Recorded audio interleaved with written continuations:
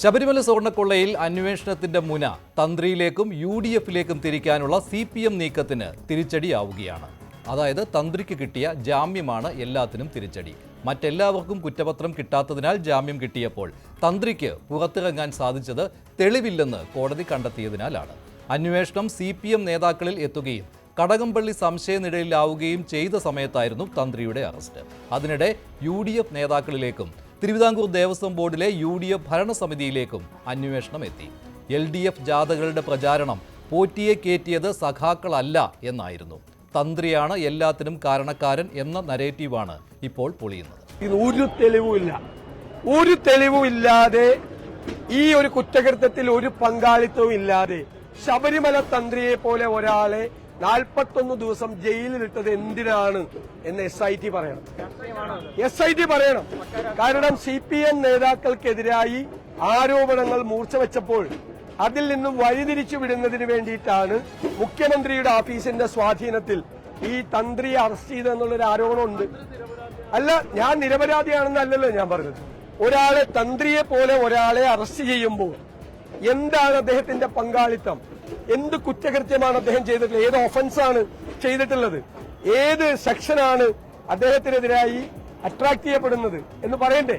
പറഞ്ഞില്ല. അതെന്നെ കോടതി പറഞ്ഞത് ഒരു അയോട്ട ഓഫ് എവിഡൻസ് പോലും ഇല്ലെന്ന, തെളിവിന്റെ ഒരു അംശം പോലും ഇല്ല എന്നാ പറഞ്ഞത്. ശബരിമലയിൽ തന്ത്രി അറിയാതെ ഒന്നും നടക്കില്ല. ആചാരങ്ങളിൽ അന്തിമ വാക്കാണ് തന്ത്രി. സ്വർണ്ണപ്പാളികൾ അഴിച്ചെടുത്തു കൊണ്ടുപോയത് നേരിൽ കണ്ടിട്ടും തന്ത്രി ഇടപെട്ടില്ല, ആരെയും അറിയിച്ചില്ല. കുറ്റകരമായ മൗനമായിരുന്നു തന്ത്രിയുടേത്.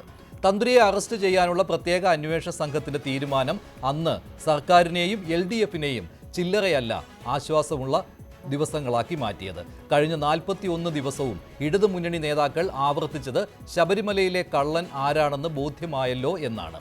പോറ്റിയും തന്ത്രിയും തമ്മിലുള്ള ബന്ധവും SIT റിമാൻഡ് റിപ്പോർട്ടിൽ ചേർത്തു. തന്ത്രി കണ്ഠര് രാജീവർക്ക് കോടതി ജാമ്യം നൽകിയതോടെ വാദങ്ങൾ പൊളിഞ്ഞു. ജാമ്യം നൽകുക മാത്രമല്ല, തന്ത്രിക്കെതിരെ തെളിവിന്റെ കണിക പോലും ഇല്ലെന്നാണ് കോടതിയുടെ പരാമർശം. 41 ദിവസത്തിന് ശേഷം പോലും തെളിവിന്റെ കണിക പോലും SITക്ക് കോടതിയിൽ എത്തിക്കാൻ കഴിഞ്ഞിട്ടില്ല എങ്കിൽ 41 ദിവസം മുമ്പ് എന്തിനാണ് ജനുവരി 9 തന്ത്രിയെ അറസ്റ്റ് ചെയ്തത്? ഇതിന് SIT മറുപടി പറയണ്ടേ? പക്ഷേ നമുക്കെല്ലാം അറിയുന്നത് പോലെ SIT അല്ല ഇതിന്റെ പിന്നിൽ മുഖ്യമന്ത്രി ശ്രീ പിണറായി വിജയനും മുഖ്യമന്ത്രി ശ്രീ പിണറായി വിജയന്റെ ഓഫീസുമാണ്. തന്ത്രിക്കെതിരെ രാഷ്ട്രീയപരമായ ദുരുദ്ദേശത്തോടുകൂടിയാണ് അറസ്റ്റ് നടന്നത്.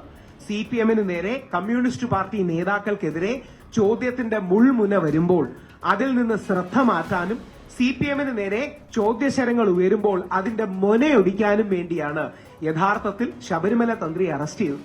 ശബരിമല തന്ത്രിയെക്കുറിച്ച് ഈ കോടതി വിധിയിൽ പറയുന്ന 2-3 പരാമർശങ്ങളും, കോടിക്കണക്കിന് ഭക്തരുള്ള, മില്യൺസ് ഓഫ് ഡിവോട്ടീസ് ഉള്ള ഒരു ടെമ്പിളിന്റെ സുപ്രീം പ്രീസ്റ്റാണ് അദ്ദേഹം. നമ്മുടെ നാട്ടിലെ ഏറ്റവും പ്രസിദ്ധമായ ഹിന്ദു ക്ഷേത്രത്തിന്റെ ആചാര്യനാണ്. കോടതിയുടെ വിധിയിൽ പറയുന്ന വാക്കുകളാണ്.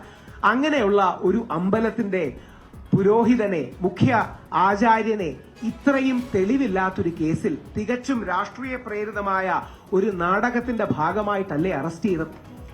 SITക്ക് ഇതിന് മറുപടി പറയേണ്ടി വരും. തന്ത്രിക്ക് ഭരണപരമായ ഒരു ഉത്തരവാദിത്വവും SIT പറയുന്ന കാര്യങ്ങളിൽ ഇല്ലെന്നും കോടതി പരാമർശം നടത്തിയതോടെ SIT വെട്ടിലായി. കുറ്റപത്രം നൽകാത്തതിനാൽ പ്രതികൾ ഓരോരുത്തരായി ജയിലിൽ നിന്ന് പുറത്തു വരുന്നതിനിടെയാണ് തന്ത്രിക്കെതിരെ തെളിവില്ലെന്ന ജാമ്യ ഉത്തരവിലെ പരാമർശം. തന്ത്രിയെ കുടുക്കിയതാണോ? ശബരിമല തന്ത്രി സ്വർണ്ണപ്പാളികൾ കൊണ്ടുപോയത് അറിഞ്ഞു എന്നതിൽ സംശയമില്ല. അറ്റകുറ്റപ്പണി വേണമെന്ന് അദ്ദേഹം നിർദ്ദേശം നൽകുകയും ചെയ്തിട്ടുണ്ട്.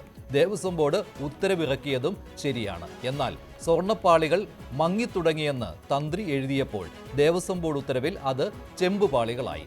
ഇവിടെ തന്ത്രി നിയമപരമായി തെറ്റുകാരനല്ല, അത് കോടതിയും വ്യക്തമാക്കിയിട്ടുണ്ട്.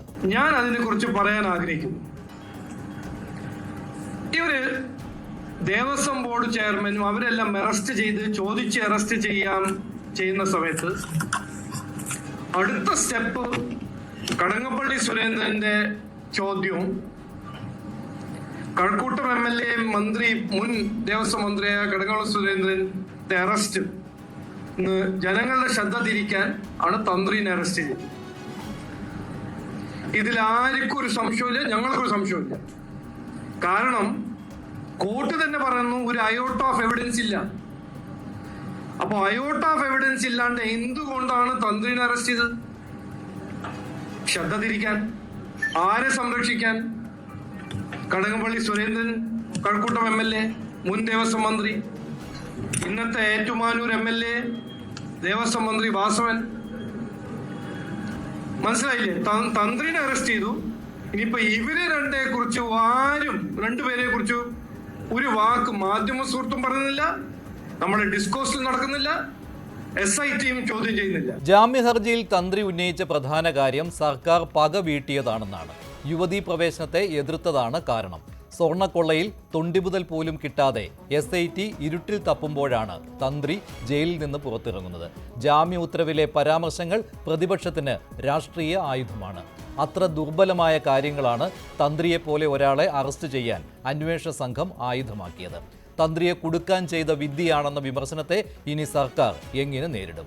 തന്ത്രിയാണ് ദൈവതുല്യൻ എന്ന് പറഞ്ഞു നടത്തിയ പ്രചാരണം, പോറ്റിയെ കയറ്റിയത് ആരെന്ന മറുചോദ്യം എല്ലാം ഇനി അന്വേഷണ സംഘത്തെ ഏൽപ്പിച്ച് CPMന് ഒഴിയേണ്ടി വരും.